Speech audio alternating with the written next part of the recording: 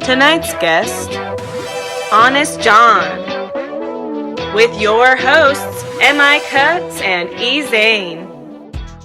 Honest John, what's up, man? Welcome to What's So Funny, sir. Well, I'll tell you what's so funny is the fact that I got to talk to you on my mic and listen to you on my phone. That's what's so funny. How you feeling tonight? How's life treating you? How am I feeling tonight? Oh, hey, well, I'm angry, frustrated, going out of my mind,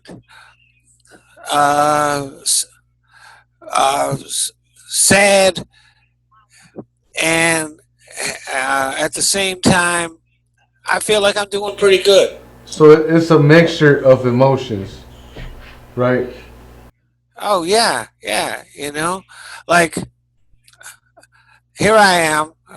Been stuck in my house for what are we going on? 3 months now? Like 3 months, for sure. Yeah, definitely. And I'm just like so tired of that. But I know that I'm gonna have to stay here because this virus ain't going away. And now we got people on the streets and stuff like that. So I'm over there like I ain't never gonna get out the house. Man, what's up with the protests? You ain't out there protesting? I'll tell you what, if I was younger, I would be down there joining them. But I'm 70 years old, and I know if I catch the COVID, that's going to be it. So I'm staying in. But I'm doing a lot of stuff online on my Instagram and Facebook and YouTube and all that stuff. So I feel like I'm doing what I can do for the cause. But it's like we were starting to make some progress, and then all of a sudden on account of 4 fucking cops, where everything's going backwards. Yeah, it's really a hard thing right now, especially the COVID. A lot of people lost a lot of lives, and the world just took a whole different shift, and then now all this happened, so we definitely send our condolences out to George's family and, man, any victims out there. Yeah, I want to trade in 2020. Can we just get another year?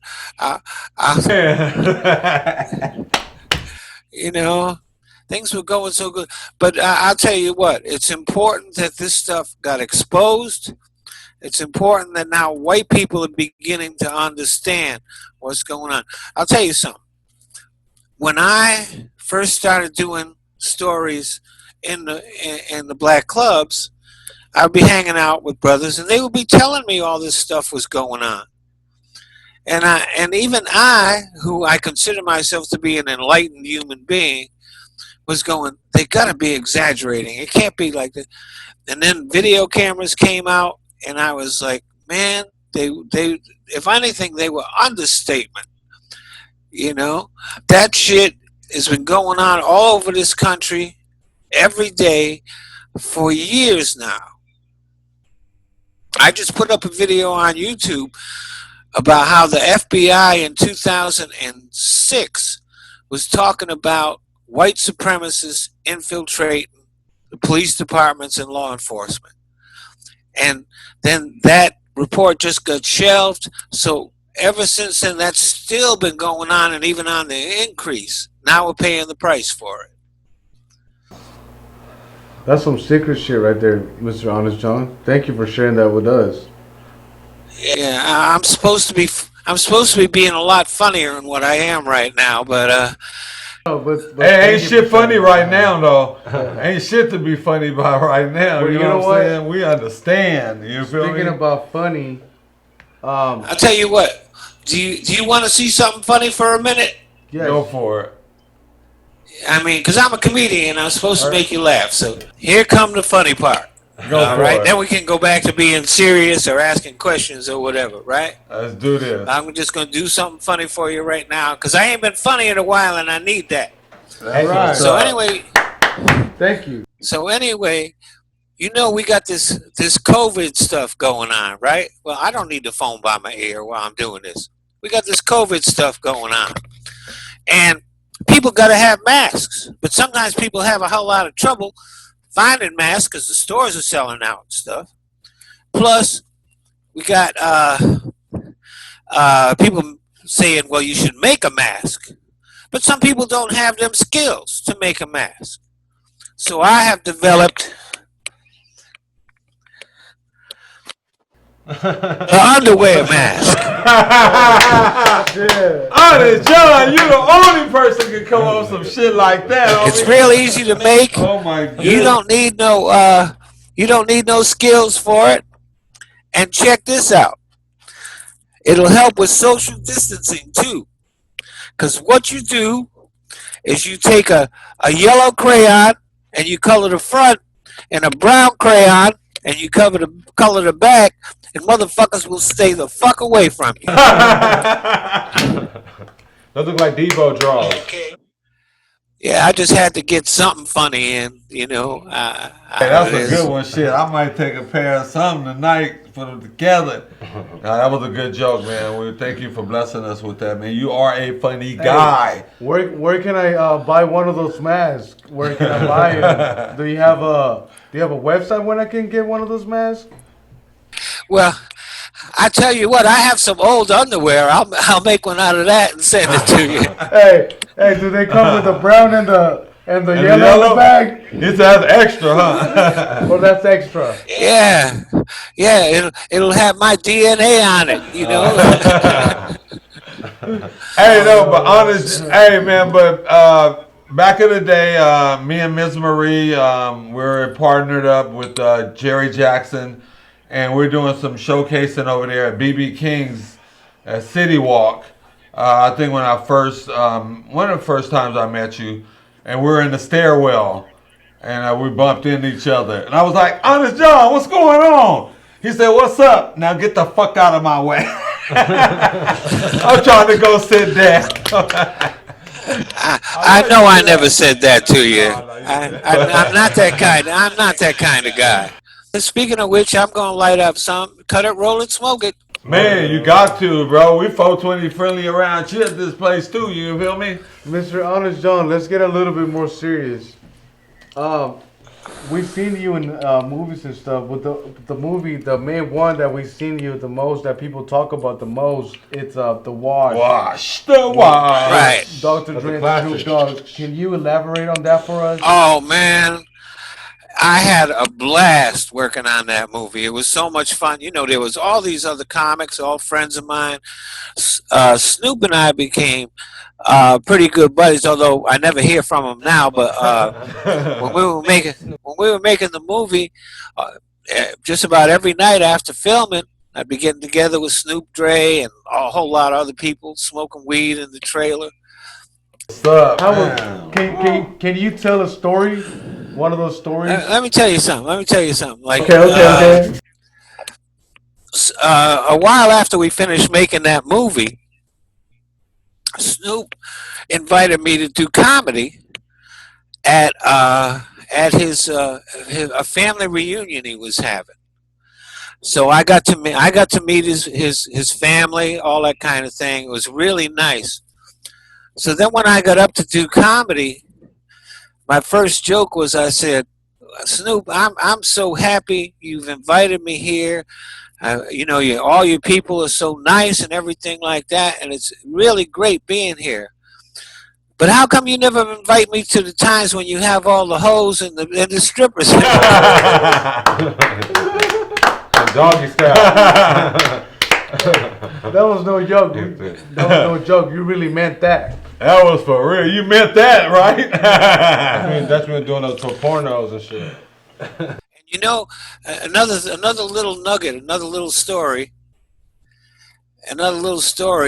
is that when we were making the movie, about halfway through making the movie, Suge Knight got out of jail. Oh, shit. Wow.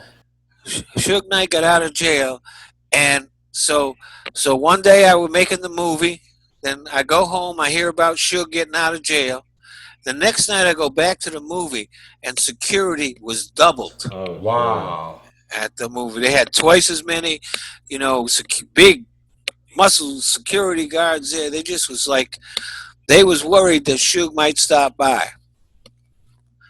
Now ain't nobody got to worry about that right now. So man, it's you have really been a great blessing to the whole comedy family out there. You've just always been a blast. I mean, I love your humor. I met you personally. We really enjoyed you coming down, doing What's So Funny, here at Indian Joe's. We really appreciate you coming down. Oh, I had a great time there, and everybody was so nice. I appreciated it, and I came back home with some really good weed, courtesy of y'all. So, Well, you know what, man? And for the love of money. Just for that, hey, we got a whole case of that bitchin' sauce for you, man. That hot shit you like. Well, it's gonna have to wait till the next time I come out the house. That's the thing. I mean, Gotta mention anything. I'm 70 years old. I can't be wasting all this time staying inside, but I got to do it. You know what I mean? If I was 20, I'd have plenty of time left. I'm 70. I don't know how much time I got left. I want to be out there, while I can still get it up a little bit. I want to fuck some more women, and do more shows and fuck some more women and smoke a lot of weed. But one thing, weed smoking gonna be different now, because nobody gonna be passing around that weed. Because that's how germs spread. Everybody gonna have to bring their own weed. We can all sit around in a circle and smoke it, but everybody gotta have their own shit. Because I ain't giving you a hit on mine, and I ain't taking a hit off yours. Smoke yours. Smoke yours. That's what. Hey, smoke yours. Hey, word to Slink Johnson. I bet you never even thought of that, right? Didn't even think about that. That'd be good with an F middle finger. Bam, right there. Shit. Hey, look.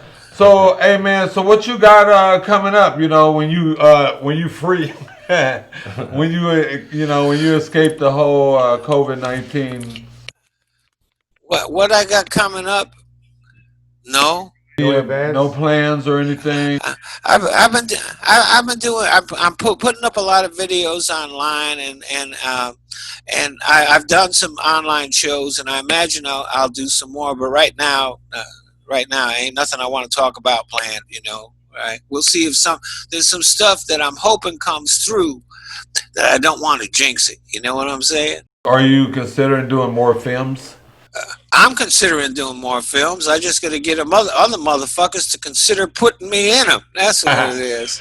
Well, man. Actually, I was supposed to tape a pilot in March. Casper has a project called Lieutenant Como. It's like a cop show, right? And I was going to be in that show. I was going to play his father, even though we don't look remotely alike. I don't know how that was supposed to happen. And the woman that they had playing my wife, because there's some stuff that we're gonna do. See, my wife got murdered, so we're doing all stuff that's we're gonna be doing some memory sequences and dream sequences where she's in the movie, even though she's dead. Where the Casper is investigating her death. It's his mother's death, and he's really dead set on finding out what happened. And she is gorgeous. She is so beautiful. I can't remember. I wish I could remember her name, but she's incredibly beautiful. And here I am, 70 years old, and in the dream sequences, they're gonna try to make it look like back then. So I don't know how they're gonna make me look young enough to be with her. Hey, they got that CGI. That's what the CGI is for. Maybe they'll get a wig. I'll wind up looking like Donald Trump and shit like that. That's your guy right there, huh? To get a toupee, So we were supposed to do that pilot in March, It was like we was like 3 days, maybe a week away from starting filming, and everything shut down. But I was lucky. I was lucky because I was up in Alaska just before all this shit, really hit, and I could have been stuck up there if they'd have stopped the planes flying and stuff like that, So I was able to get back here. Just like I got back here, and 2 days later there wasn't no planes flying. Wow, what were you doing up there? Fishing? Doing a show. I don't fish. I don't fish. Sit around and wait for some shit to come to you. That ain't my style. Mine neither. I mean, I know there's people like it, and it is kind of a white boy thing. You were being kind of racist, stereotyping me like that there. Right? But no, I don't do the fishing shit. So you say you got videos going up on Instagram right now. Can you talk about those videos that you're putting up right now? Oh, I put up a lot of videos. I actually watch them. I see them, and they're actually interesting. That's why I want to point them out, because you be saying some stuff, and I want you to talk about that, for a minute. Can you do that? Yeah. Oh, definitely. Like, some of them are funny. As a matter of fact, when I first started doing the Instagram stuff, I was putting up a lot of jokes. But then, but I also mixed in was different social commentary, talking about what a lousy President Trump is, for one thing. And then this shit went down, and I've put up a lot of videos about this. Like, I put up a video today about, when police do something bad on duty, they can't get sued. There's a law that protects them from being sued. Now, in most cases, that's kind of a good idea, because you don't want police to have to worry about being sued just for doing their job. But what I'm saying is that what they should do is make exceptions to that law, so that you're not protected for everything you do on the job. You're protected for everything legal you do on the job. If you do anything illegal on the job, whether it's assaulting a citizen or something like that, but if you're doing something illegal on the job, then that protection shouldn't happen, and those people should be able to sue your ass. Because what happens is some cops will do something fucked up, and people sue the police department, but they don't get to sue those officers. And you know where the money that comes when the police settle with those people? It comes from us. It comes from the taxpayers, right? So we should definitely start going after the money that's in the bad cops' pockets. There you go. And those are the words of Mr. Honest John. Hey, brother, we got a couple minutes, man. Anything you want to say to wrap it up? Any last words you want to say before we get out of here? On Instagram, I'm at RealHonestJohn4. On Twitter, I'm at RealHonestJohn. I got an Honest John fan page on Facebook. So if anything does come up, that's where I'll be advertising. So anybody that wants to know what I'm doing, follow me on those pages. And I do follow back, even if I ain't going to pay any attention to what you're doing. But I do follow back. So you follow me on Instagram or Twitter or Facebook. And as soon as as soon as it gets safe for me to come out, then I'll start doing stuff, and I will be putting it all over the social media. I guarantee you that. We'll be honest. Man, we would love to get you here in studio, bro. We would love to get you back on the stage, and just do it really big, so. And another movie, too. Yeah, definitely, bro. So when this is all over, bro, we definitely need to connect. But in the meantime, stay COVID fresh. It was a pleasure having you here at What's So Funny. Ezane, Shutter, Star Nation, Bone Thug. And thank you for having me. You guys take care of yourself. All right, thank you. Take care. Stay safe. Thank you for having me on the show. It's an honor, Mr. Hey, I'm glad we was able to work it out, you know, with the technology and all, bro. We made it happen, you know what I mean? Honest John, ladies and gentlemen. All right. Yeah. West Side. Thank you. Good night. Talk to you later, man. Good night. Stay safe now. Stay safe, everybody. You have a good night. Have a good one.